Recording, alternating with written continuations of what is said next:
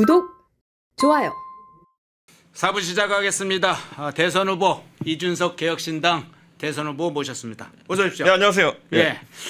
얼굴이 밝으신데요? 예. 요즘 뭐 열심히 선거운동하고 예. 이 정치를 업으로 하는 사람이다 보니까 예. 선거 때 그래도 활기가 돕니다. 아, 그렇군요. 앞서 영상에서 이제 드럼통도 보여주었는데 아수라 장면도 보여줬는데 뭐 이재명 하면 떠오르는 게 여러 가지 장면들이 있습니다만 이재명 후보 어떻게 평가를 하세요? 선동가죠. 그리고 최근에 공약 내놓는 것만 봐도 그냥 표를 어떻게 계산해서 가져와야 되느냐만 고민하고 있는 게 아닌가. 예를 들어 AI 산업 발전시키겠다고 해가지고 그냥 100조 뭐 이런 얘기하는 것도 아니 이 정책적으로 깊이 고민해가지고 수치를 제시하면요 보통 100, 200 이런 숫자는 안 나옵니다. 예, 예를 들어 몇십, 몇 조, 몇 천억 이렇게 나오는 게 오히려 정상인데 100 이래 보니까 이분 재난지원금 단위가 완전히 크네요, 아주. 그렇죠. 그리고 어떻게 나눠 떨어지는 게 나옵니까? 예전에 보면은 뭐 지원금 줄 때도 25만 원 딱 이랬잖아요. 이게 재정 추계를 한 다음에 거기서 돈이 어느 정도 여유가 있으니까 이 정도를 주겠다 이것도 아니고 이렇게 하면 경기 활성화되니까 이런 걸 주겠다 이런 것도 아니고 25만 원 곱하기 4인 가족 한 100만 원 정도 되니까 그래 한 가족에 한 100만 원 주면 되겠지 뭐 이런 느낌일 거라고 저는 생각하거든요. 예. 그래서 저는 이런 식으로 정치하는 것 자체가 굉장히 국민들이 부도덕한 행위다. 국민 혈세로 하는 거 아닙니까? 지금 본인이 돈 많아가지고 하사금 준다는 거 아니지 않습니까? 근데 이런 식으로 정치하는 분들은 좀 문제가 있다 생각합니다. 돈 뿌리는 것도 상당히 지금 논란인데 그래서 이제 선동가라고 얘기하셨는데 네. 근래 제가 들은 것 중에는 보복하지 않다. 자기는 보복한 적도 없고 보복할 생각 없다 이런 발언을 했어요. 머릿속에 보복밖에 없는 사람들이 이런 식으로 얘기를 하겠죠. 예, 누가 뭐 보복 이재명 대표 보복은 둘째치고 공천할 때 어떻게 했는지 보지 않았습니까? 그 당시에 서울 강북구에 박용진 의원 인기 좋았고 별다른 문제도 없었는데 거의 한 3번 찍어가지고 넘어뜨리지 않았습니까? 그러니까 저는 그런 행동 자체가 보복 안 한다고 하지만 실제로 실적이 있는데요. 예, 아주 후한무치하고 제 생각엔 눈 가리고 아웅하는 그런 상황이 아닌가 생각합니다. 예. 좀 직격해서 물어보겠습니다. 예. 민주당이 왜 집권하면 안 됩니까? 뭐 지금까지 보여준 것만 봐도 예. 과거지향적인 세력이죠. 그래가지고 문재인 대통령이 그때 집권했을 때 그때 자기 지지율 한 7, 80 나왔으면은 그걸 바탕으로 사회 개혁을 하고 이렇게 했으면 되는데 바로 뛰어든 게 뭡니까? 적폐청산한다고 해가지고 상대 진영을 말살시키려고 하는 행동하지 않았습니까? 예. 그러니까 기회를 줘도 그런 거 하는 사람들이에요. 그러니까 기회를 줘봤더니 참 경험이 안 좋다. 그렇기 때문에 지금 이번에 탄핵 사태 겪으면서도 과거만큼 민주당을 신뢰하지 않는 거죠. 저 사람들 탄핵 이후에 몰아줬더니만은 보복하고 그 기회를 통해 가지고 자기들 정치 권력 공고화하려고만 하더라. 그래가지고 그 당시에 좀 안타깝긴 하지만 윤석열 한동훈 검사를 내세워 가지고 진영 절단내 놓은 거 아닙니까 보수 진영. 그러니까 그런 사람들인데 이번에 권력 잡으면은 어떻게 하겠느냐. 애초에 이재명 대표가 저는 그런 생각을 하고 있기 때문에 나 보복할 생각 없어요라고 안심시키고 있는 게 아니냐 이런 생각입니다. 예. 보복을 생각하고 있기 때문에 보복을 얘기를 한다. 예. 자, 최근에 한번 여론조사 몇 개의 여론조사가 있는데 우선 네. 한국갤럽 여론조사 한번 볼게요. 그 여론조사 이미지 한번 띄워주시겠어요? 최근에 이제 뭐 전체 한국갤럽 3자 대결 여론조사 한번 그거 말고요. 한국갤럽 조사가 이거는 네, 그거 일단 그거 띄워주시죠. 예. 자, 이 조사는 여론조사 공정에서 조사를 한 조사인데 무당층 대상으로 한 조사였어요. 3자 대결 구도로 좀 뽑았습니다. 이재명이 32.9, 한덕수 대행이 30.4, 이준석 후보가 9.8 나왔고 한국갤럽에서는 전체 조사를 했는데 이재명 45, 김문수 29, 이준석 14 이렇게 나왔어요. 상당히 요즘 뭐 고무될 여론조사 결과입니까? 어떻게 보세요? 뭐 저는 결국 대한민국에서 이번 상황 속에서 미래를 지향하는 유권자가 존재한다 이렇게 봅니다. 이 과거와 미래의 대결로 선명하게 가져가면요, 저는 보수 진보의 선명한 대결보다도 오히려 표가 잘 나올 것이다 그런 생각을 하고, 그러니까 비이재명 후보가요. 예. 그러니까 저는 이재명 대표가 지금 어쨌든 탄핵 그리고 개헌 반대에 있어가지고 주축인 인물로처럼 돼 있으면서 이번 개헌 국면에서 저분이 뭐 굉장히 많은 지지율을 가져갈 것처럼 보이지만 이 탄핵 국면이 거치고 나면은 결국 미래지향적인 국민들 같은 경우에는 저분의 허황된 이야기들에서 좀 뭐 빠져나가게 될 것이다 이런 생각을 하고 있거든요. 그래서 이제 지켜보시죠. 제 생각엔 크게 변화가 있을 거로 보이고요.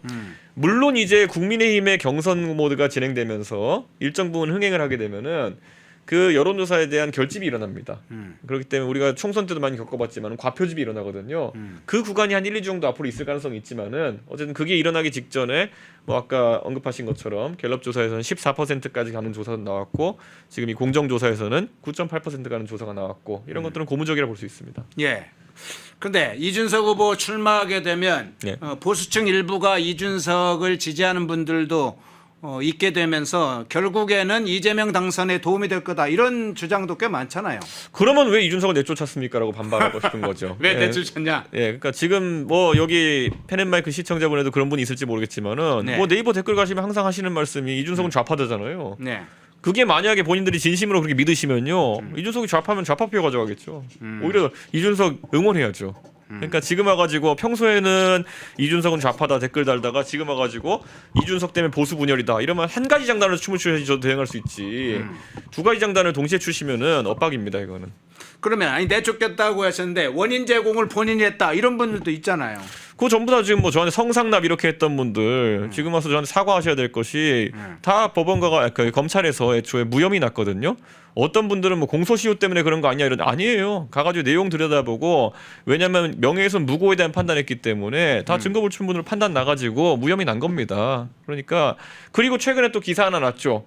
저에 대해서 뭐 너 하버드 나왔니 안 나왔느니 뭐 복수전공했니 복합전공했니 이런 거 따지던 분들 경찰 조사 결과 전부 다 자기들이 한 주장이 틀렸다는 걸 나오면은 이분들 책임져야 되는 거 아닙니까? 그러니까 저는 이런 것들이 지금까지 결국에는 허위 사실 선동을 통해 가지고 자 박근혜 대통령 탄핵 이후에 전국 단위 선거에서 대선 지선 승리를 거둔 유일한 당대표가 전데 저는 그 상황에서 제가 왜 오히려 지금 갑자기 나타나는 사람들 지금 뭐 한동훈 전 대표가 얼마나 황당한 소리 하냐면요 본인이 부산 금정 보궐선거를 이겼기 때문에 승리했다라고 주장하더라고요.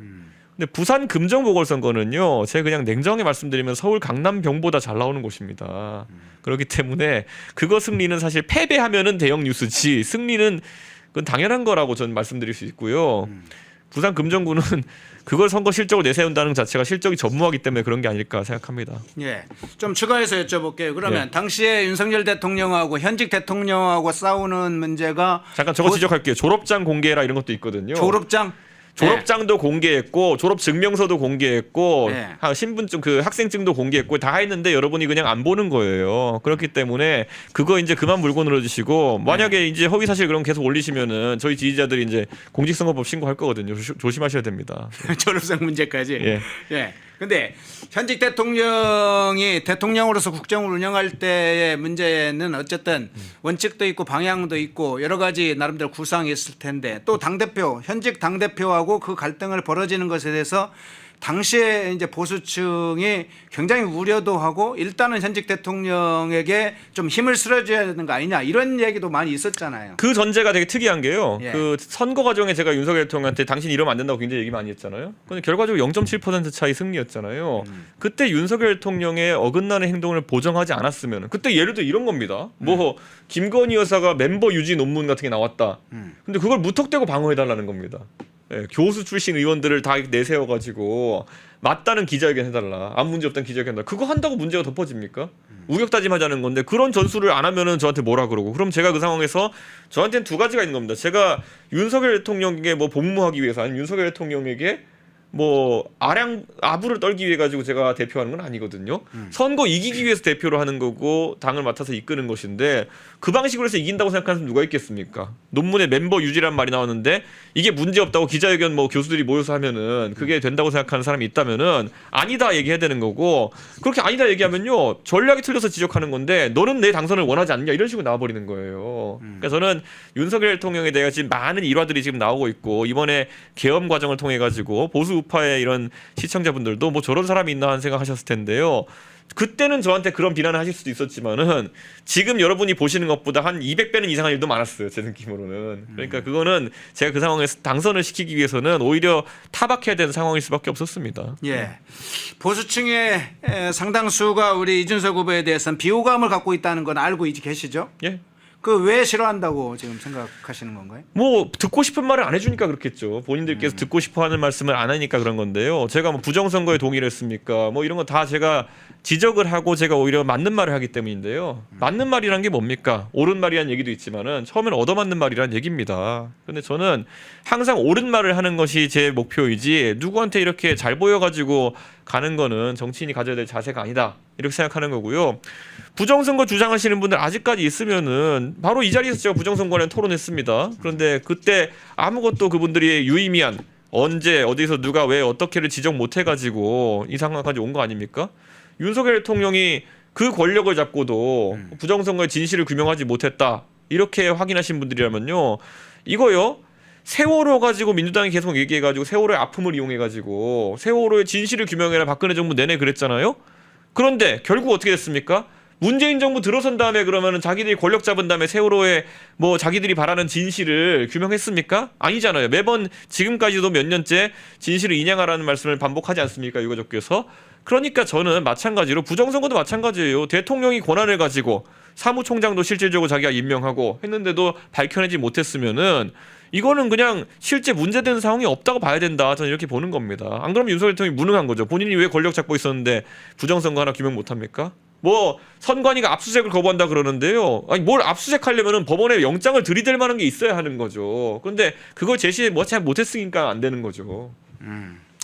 보수층의 어떤 반응까지 살펴봤는데 네. 일단 대선 관련된 현안을 좀 먼저 몇 네. 가지를 드리고 다시 이준석 네. 후보 문제를 여쭤볼게요. 저는 이제 정치인에게는 어떻든 굵은 선이 필요하고 원칙이 상당히 중요하다고 저는 평소에 생각하는 분입니다. 네. 생각을 하고 사는데 근데 또 하나는 가능성의 예술이다 이런 용어도 비슷한 의미로 꼭 네, 그 네. 용어가 아니라도 네. 그렇게 생각을 하는데 지금 국민의힘 후보와 관련해서는 어떤 후보든지 어떤 조건이든지 뭐 그런 제안이 와도 단일화 응할 생각 없다 이렇게 지금 밝히시는 거잖아요. 예. 어떻게 그 방금 진행자 말씀하신 거에서 저는 예. 저도 동일한 지향점을 갖고 있습니다. 가능성의 예술을 본다. 음. 자, 그래서 제가 거기에 맞춰서 하는 게 뭐냐면 제가 지난 총선 때 제가 출마하는 지역구를 고를 때 제가 노원에 계속 가가지고 제 서사를 이어갈 수도 있었고요. 아니면 대구에 가가지고 정면을 붙어가지고 뭐 보수 진영에 소구할 수 있었고요. 근데 제가 동탄을 골랐던 건 뭐냐면요. 결국엔 이런 겁니다. 이렇게 비유할게요. 제가 만약에 상계동에 갔거나 대구에 갔으면요. 아마 한 30% 40% 무난하게 받았을 겁니다. 그런데 이길 수 있는 길은 없었을 겁니다. 근데 동탄에 가면요. 제가 3등 할 수도 있고 2등 할 수도 있고 1등 할 수도 있어요. 그런데 1등 할 가능성이 미약 하나만 존재하기 때문에 저는 거기에 들어가서 도전을 했고 몸을 갈아 넣어가지고 당선이 된 겁니다. 지금 상황에서도요. 저는 이재명 대표가 대통령이 되는 게 싫어요. 그분은 선동가이고 정말 이상한 분이라고 저는 생각합니다. 그리고 애초에 가족 간에 그런 뭐 안부를 묻는 희한한 대화하는 분들 이런 분들은 저는 성격도 굉장히 이상하다 보거든요. 그렇기 때문에 저는 이런 분들이 대통령 되면은 큰일 날 거라고 생각해요.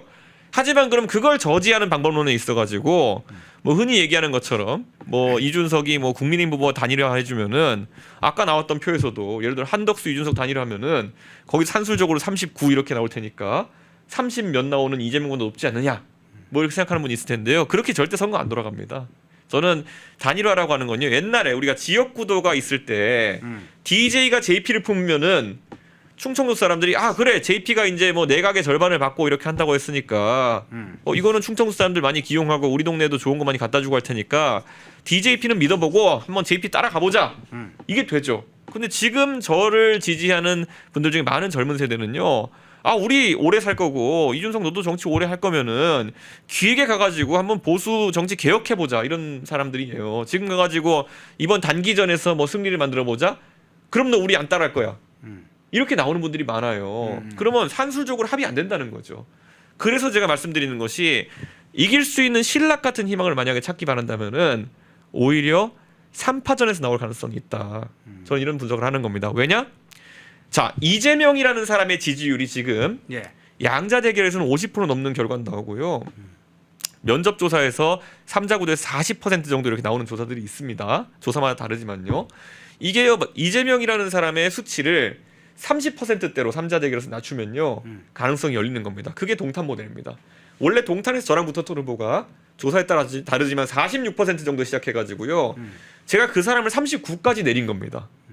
그리고 국민의힘 후보가 원래 한 20 정도는 그 사람 17까지 내리고 나머지 모름 없음이 저한테 몰려들어가지고 이제 승리를 한 거거든요. 근데 이런 식으로 결국에 지금 여론조사를 분석하시는 분들이 보셔야 되는 건요. 이재명 후보의 지지율이 양자에서는 40 정도, 다자에서는 30% 중반 정도까지 갈 때까지 끌어내리지 않으면은 뭉치든 말든 아무 의미가 없습니다. 그러니까 저는 그 상황이 돼야 되는 건데 지금 이런 거 하나도 뭐 분석 안 하시고 그냥 막연히 뭉치면 이기겠지. 이거 옛날에 황교안 대표가 미래통합당 만들면 이기겠지 해가지고 다 뭉친 다음에 180석 당해가지고 깨진 거랑 똑같은 거 아닙니까? 저는 제가 선거를 솔직히 박근혜 대통령 시절부터 굉장히 제가 봤을 땐 좋은 기회들로 제가 학습이 됐다고 보거든요. 그러면 선거에 있어서는 적어도 그냥 다른 분들보다는 제가 하는 말을 신뢰해 주시면 하는 생각입니다. 이거는 제가 선거를 유일하게 탄핵 이후에 두 번의 정부 단위 선거를 승리로 이끌어본 당대표로서 그냥 분석해 드리는 겁니다. 네. 제가 유권자 분석 관련해서 한번 그러면 여쭤볼게요. 예. 제가 자료를 최근에 이제 저도 여론조사를 하면 그냥 여론조사의 결과치만 보는 게 아니라 성별로 세대별로 뭐 이런 걸 분석을 한단 말이에요. 근데 이준석 후보를 지지하는 층을 보니까 아까 이제 무당층 관련된 지지율이 9.8% 나왔습니다만은 범보수 진영 보수층 지지자 중에도 있고 민주당 지지자들도 꽤 네. 있더라고요. 네. 그래서 이게 한쪽으로 쏠리지 않고 이렇게 약간은 좀 이렇게 분산돼 있다고 할까요? 네. 그게 유권자에서 이렇게 여론조사에 나와 있던데 실제로는 어떻게 분석을 합니까? 그러니까 이렇게 말씀드릴게요. 저는 제가 보수 진영에 속해 있는 사람 중에서도요. 네. 호남 가가지고 커피 얻어먹고 다니는 유일한 사람일 겁니다. 네. 저한테 가면 호남 가면 돌아다니면요 이렇게 아메리카노 한 잔 주시면서 윤석 씨 한 잔 마시고 가 이렇게 하면 이런 분들이 있어요. 그 의미가 뭐냐? 지금까지 보수의 확장성 면에서 결국 문제가 됐던 것들, 이 우파적 사상이 강한 분들 중에서 꼭 역사 논쟁으로 들어가야지만이 우파 진영의 표를 받는다 생각하시는 분들이 있어요. 우리가 펜앤마이크 항상 얘기하지만 자유와 시장 경제에 대한 부분도 굉장히 중요한데 그런 것들은 전달하기 어렵고 하니까 우파적 역사관을 가지고 이제 그 표를 공략하려는 분들이 많아가지고 우파의 정체성이 뭐 심심하면 이제 사관을 갖고 나오는 사람처럼 돼버렸거든요. 근데 네. 이게 호남이나 이런 지역의 확장성에 큰 장애물이 되는 겁니다. 저는 호남 지역에 가도요 시장 경제라든지 우리가 보통 이야기하는 자유의 가치에 대해 가지고 공감하시는 분들이 굉장히 많아요. 근데 그것 빼놓고 항상 역사 문제, 그 역사 문제로 가면 꼭 항상 얘기 나오는 게 5.18 가곡. 이렇게 이제 얘기 나오면서 확장성이 떨어지는 경우가 있는데 저는 그 부분에서 다른 보수 진영의 후보보다 상당한 확장성이 있다 보기 때문에 저는 이런 조기 대선에서 제 역할이 있다 봅니다. 그렇군요. 근데 한 사회의 본질은 사실은 역사를 관통해야 되는 문제가 본질적 문제 아닙니까? 맞습니다. 예. 예. 근데 그래서 여쭤볼게요. 그러면 이념 전쟁이나 저는 역사 전쟁은 결국 정치권에서 사실은 주도해야 되지만 주도하지 않는 현실이 한국의 또 정치권 현실이다 이렇게 봅니다. 네. 그러니까 이념이 밥이냐? 저는 이념이 밥이라고 생각하는 사람이에요. 역사가 결국은 밥이었고 그 결과가 지금 우리 현대사를 만들었다 이렇게 보는데 그러면 이제 묻고 싶습니다. 이준석 후보의 이념적 정치적 스탠스는 뭔지 이게 좀 궁금해요. 저는 역사관에 있어가지고는요. 저는 명확하게 우파들이 생각한 역사관과 비슷하게 생각을 가지고 있습니다. 하지만 예를 들어 이런 겁니다. 우리가 제주에서 가서 보면 4.3이라는 그런 역사적 그 상황이 있잖아요. 네. 근데 4.3의 시발점을 보면은 그때 김달삼이나 이런 사람들이 실제로 분쟁을 유발했고 그 다음에 뭐 경찰과 그 당시 현장에서의 갈등 때문에 기마 경찰과의 갈등 이런 것 때문에 문제가 번져가지고 결국 진영 간 대립이 했던 거 맞아요. 그리고 나중에 서북청년단 같은 사람들이 투입돼가지고 진압하는 과정에서 유혈 진압이 있었던 것이고 저는 이거를 다 열거해 놓고 봐도요 우리가 그대로 받아들일 수 있는 역사관입니다. 처음에 시초에 있어가지고 김달삼 같은 사람들의 선동이 있었다도 인정해야 되는 것이고요. 근데 그 과정에서 토벌대나 이런 곳들이 사실 무차별적인 어떤 소탕 작전을 하면서 민간인 피해자가 많이 발생해가지고 제주도에 10,000 단위의 피해자가 발생했다는 것도 인정해야 되는 거예요. 그럼 우리가 가가지고 그런 무고한 피해를 입은 분들에 대해 가지고는 우리가 겸허한 자세를 가져야 된다 얘기하는 거는 우파적 가치관을 버리지 않고도 우리가 할 수 있는 거예요. 거기에 더해가지고 그런데 이 공산주의자들이 사실 미군정 하에서 이런 사태를 일으킨 것에 대해서는 그거대로 규탄할 수 있는 겁니다. 근데 꼭 우파에서 이런 역사관을 얘기하는 분들 보면요. 이 무고한 희생자들을 기리자는 얘기를 하게 되면은 저한테 와서 처음에 항상 넌 무식한 놈이지 이렇게 얘기해요. 너는 김달삼 모르냐? 알아요. 근데 이게 저는 이런 게 사실 역사관에 있어가지고 굉장히 안타까운 부분인 거죠. 다 알고 우리가 여기서 외과수술적으로 무엇을 기리고 무엇을 비판하고 무엇에 있어서 우리가 진상을 규명했나 주장할지가 명확하거든요. 그런데 이런 것들을 자꾸 그냥 짬뽕으로 해가지고 이거 선인이 악이냐 4.3이 선인이 악이냐 이래버리는 순간부터 보수 우파의 지형 자체는 좁아지는 겁니다. 그 얘기는 그러니까 4.3에 대한 역사적 평가에 대해서 전체적으로 남로당이 정부를 출연하는 걸 막으려고 했다. 대한민국 수립을 방해하려고 했다고 하는 남로당, 북한을 지령했다는 남로당의 것이도 인정하지만 민간인의 희생도 있었다. 이 두 가지를 한쪽 편에서 포켓으로 이용할 게 아니라 균형적으로 전체를 보자. 이런 시각에서 지금 역사를 본다. 이 얘기죠. 당연하죠. 저는 4.3의 시발점에 있어가지고는 당연히 그런 선동 같은 것들에 대해서는 우리 정부 수립을 방해하기 위한 행동이 있었다는 걸 인정해야죠. 그런데 그 다음에 저는 아까 말했던 서북청년장부터 여러 가지 토벌 행위에 있었던 일들 같은 경우에는 어쨌든 군이 민간인에 대해 가지고 아니면은 뭐 우파 단체가 민간인에 대해 가지고 해를 가한 사안에 대해 가지고는 저는 그거는 당연히 또 우리가 지적할 사안이 있다 이렇게 보는 겁니다. 역사 문제를 얘기해 주는데 그럼 정치적 스탠스는 어떤 겁니까? 그러니까 예를 들자면 현실의 정치에서 우리 정치에 대해서 어떤 문제가 본질이다. 뭐 이런 정치적 스탠스는 어떻습니까? 저는 자유라는 것이 굉장히 중요하다 보거든요.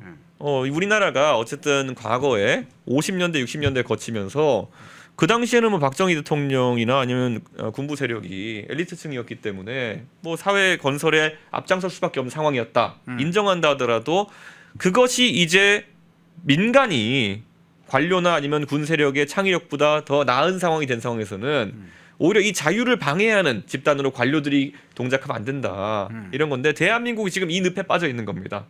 관료들과 그 당시 군부 엘리트층들의 산업화 주도에 대한 공을 인정하는 동시에 이제는 그 시대가 아니다. 이제는 사회적으로 훨씬 더 민간이 성장한 상황 속에서 민간의 자유를 최대한 창달해야 된다는 게 우파의 정신이어야 되는데 희한하게 반공과 엮여가지고 박정희주의식 개발이 아직도 유효하다. 아니면 그것이 우리가 지향해야 될 것이다라고 얘기하는 것 자체가 저는 보수가 변하지 않는 것처럼 보이는 것이라는 겁니다. 저는 이제 과거에 어쨌든 그런 과거에 어쨌든 안보 상황이나 이런 것 속에서 발달했던 보수에서 벗어나서 자유주의적이고 개인주의적이고 권리에 대한 이해가 있는 그런 보수로 당연히 이제 바뀌어 나가야 되는 것인데 그것이 좀 세대 간에 지금 시간 차이가 있는 것 같다. 지금 2030 젊은 세대들 같은 경우에는요.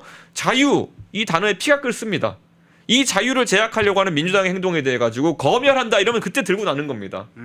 그리고 예를 들어서 뭐 무고에 해당하는 행위 이런 것들에 대해서 민주당이 오히려 무고한 사람을 예를 들어 옹호한다? 그거는 법치를 흔드는 행위다라고 분노하는 겁니다. 그게 젊은 세대의 분노의 본질인 것이죠.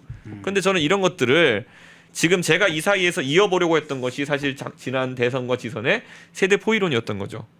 그 부분은 좀 제가 그럼 이의를 제기할게요. 그러니까 반공과 국가위주의 개발은 좀 구분해서 이야기를 하시는 게 전 좋을 것 같은데 지금 박정희 대통령 관련된 부분은 국가가 주도하는 어떤 산업 정책이든 국가 정책을 끌어가는 문제고 반공 문제는 자유의 사실은 원리에 있어서도 핵심이지 않았습니까? 그러니까 자유 원리는 뭐 몇 가지가 있겠죠. 지금 말씀하시는 개인의 선택권을 넓히는 자유의 어떤 본질적인 영역 측면도 있지만 자유를 사실은 자유민주 체제를 위협하거나 체제를 전복하려고 하는 차원에서 방어적 민주주의 차원에서의 반공도 자유민주주의 자유의 한 영역이지 않습니까?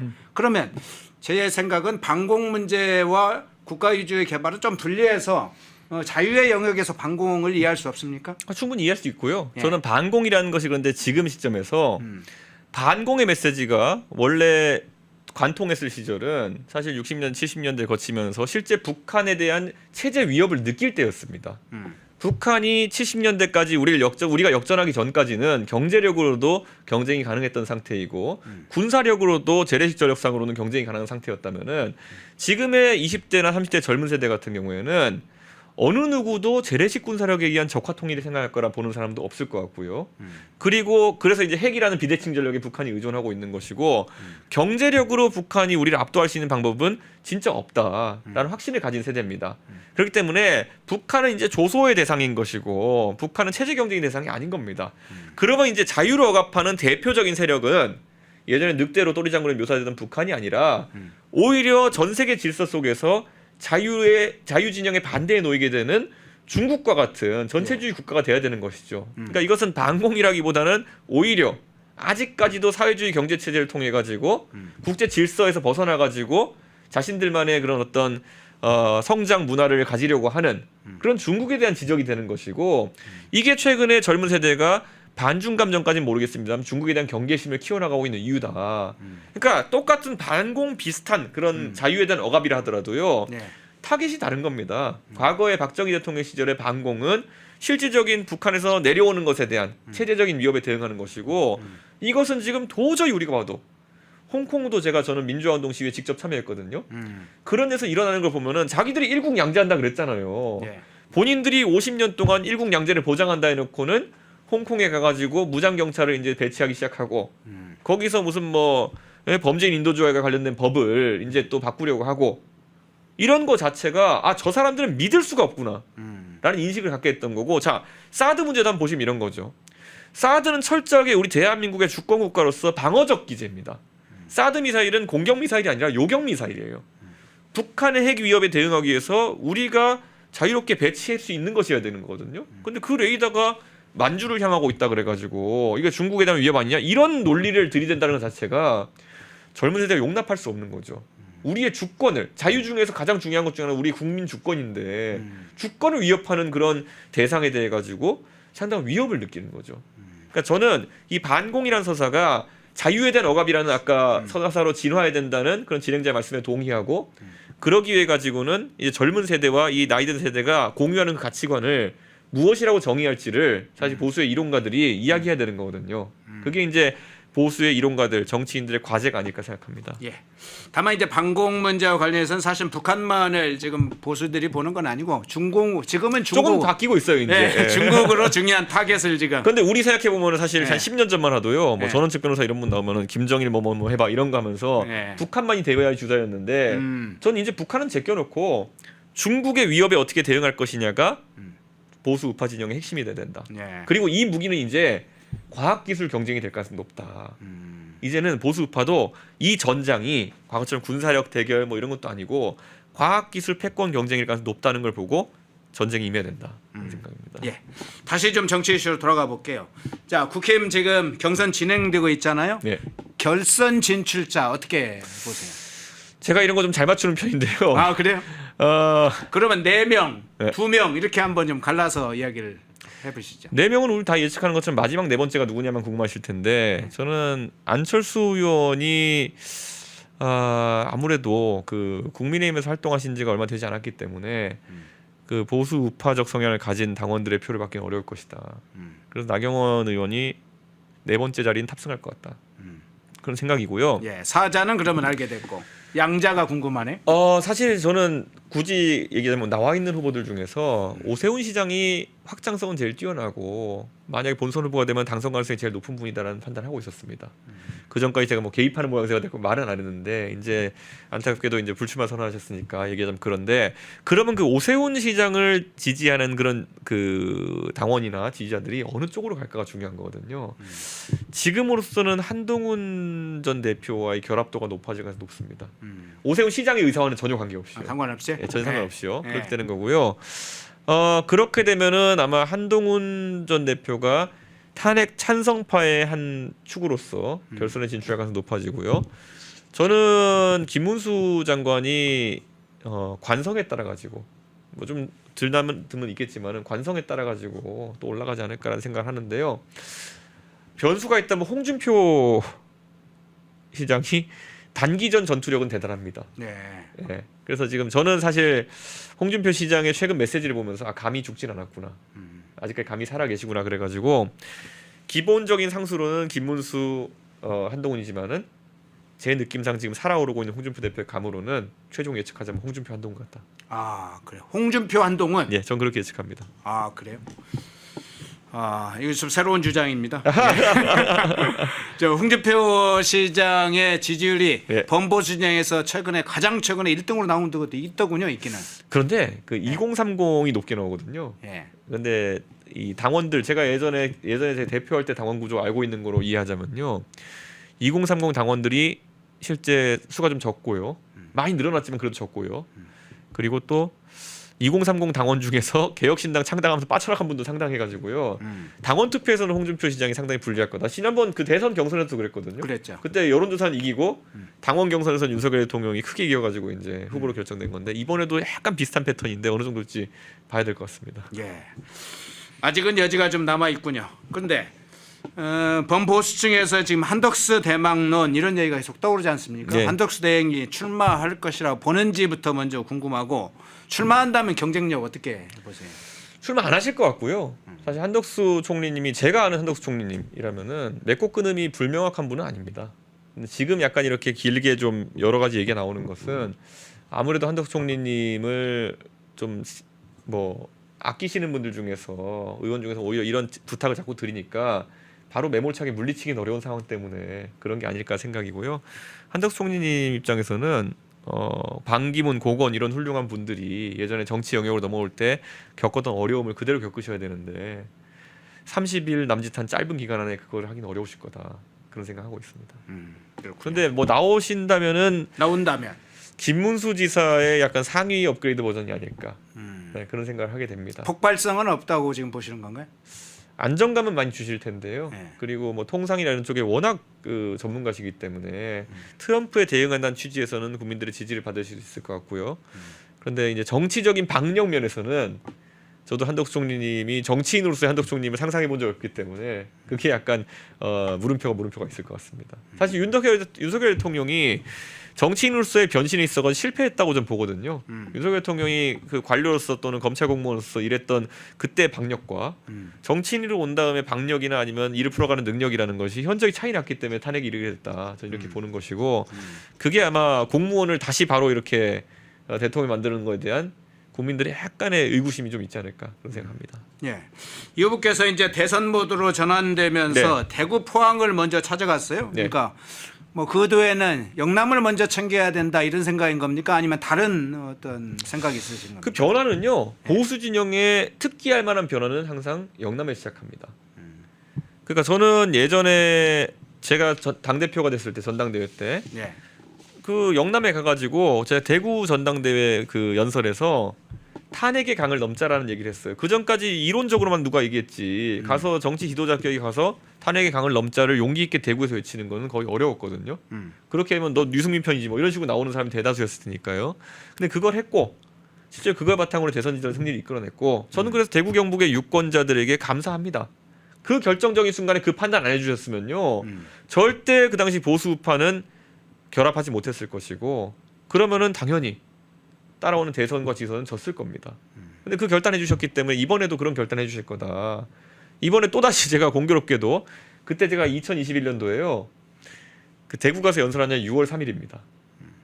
딱 4년 뒤에 6월 3일에 지금 대선이 치러지게 되는데요. 이번에도 비슷한 결과를 대선을 통해 보여주실 거다라는 생각합니다.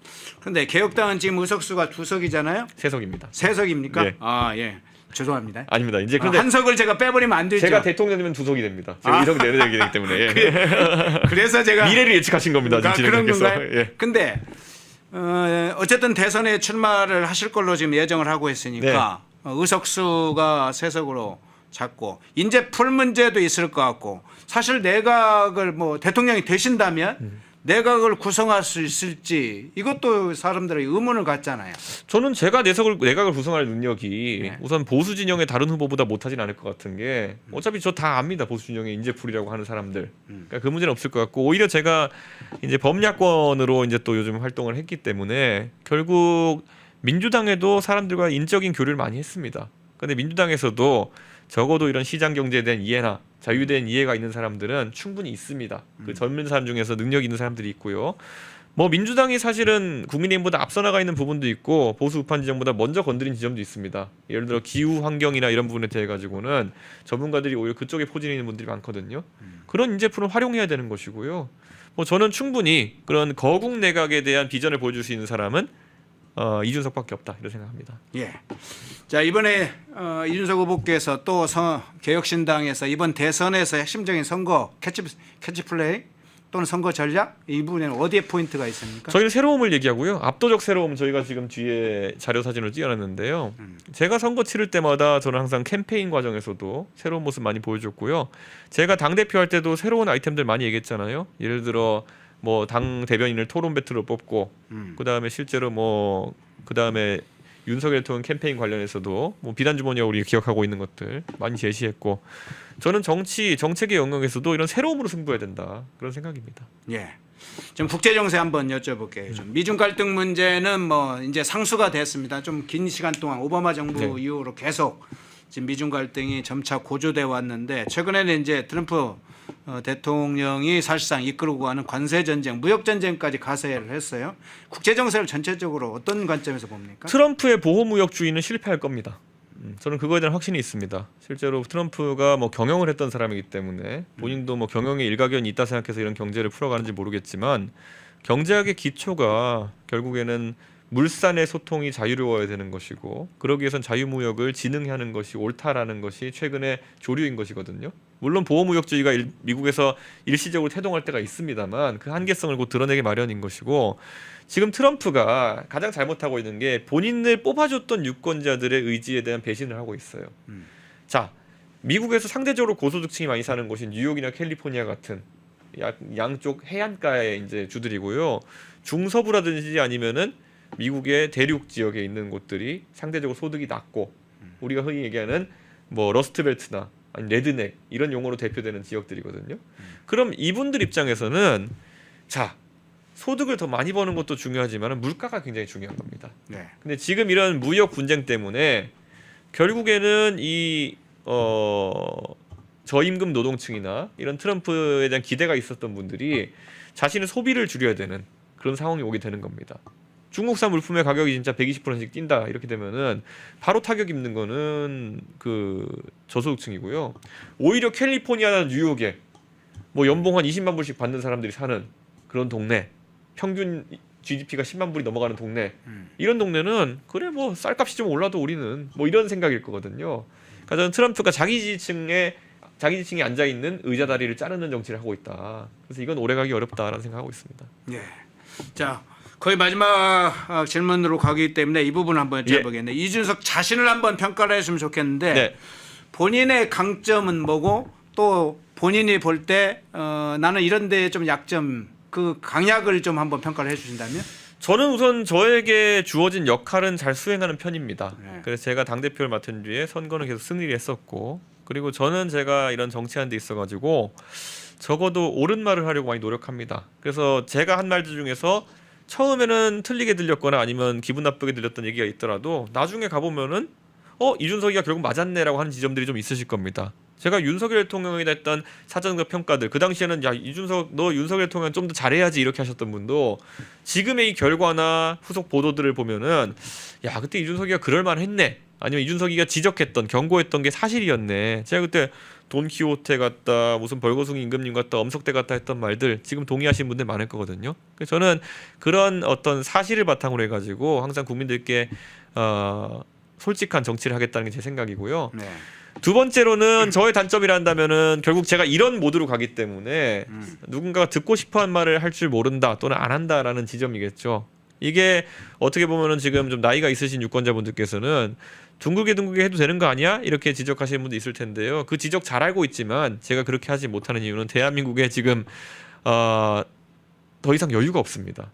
저희가 문제점이 발생하면은 빨리 그 현실을 직시하고 해결해 나가야 되는 것인데, 지금 대한민국에서 아까 제가 얘기했던 중국과의 과학기술 패권 경쟁이나 이런 것들은 시급한 과제이기 때문에 제가 최대한 효율적으로 앞에 전주 과정 없이 이런 달구는 과정 없이 다 말씀드리고 있기 때문에 그런 기분이 좀 드실 수 있습니다. 그런데 뭐 지금도 보면 채팅창에 보면 뭐 제가 배신자라는 이런 거 올리고 계신 분 논리적으로 생각해 보세요. 제가 누굴 배신했습니까?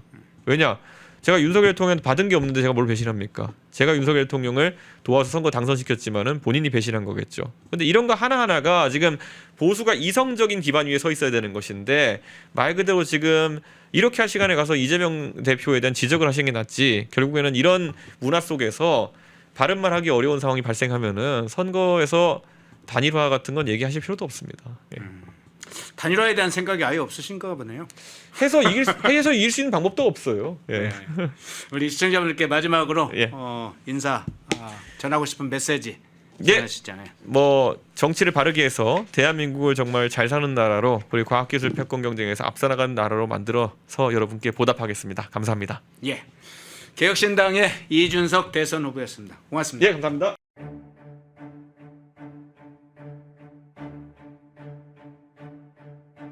윤석열 박근혜 대통령 탄핵의 근원을 추적한 역작 반일 종족의 역사 내란. 우익 정권 탄핵 사태의 핵심은 좌익들의 역사 날조입니다. 저들의 역사 내란을 평정해야 대한민국이 살아납니다. 이영훈 교수와 반일 종족주의 저자들이 좌익들의 역사 날조의 실상을 낱낱이 파헤쳤습니다. 애국 시민 여러분, 이 책을 통해 역사 내란 세력의 실체를 깨닫고 대한민국을 구합시다.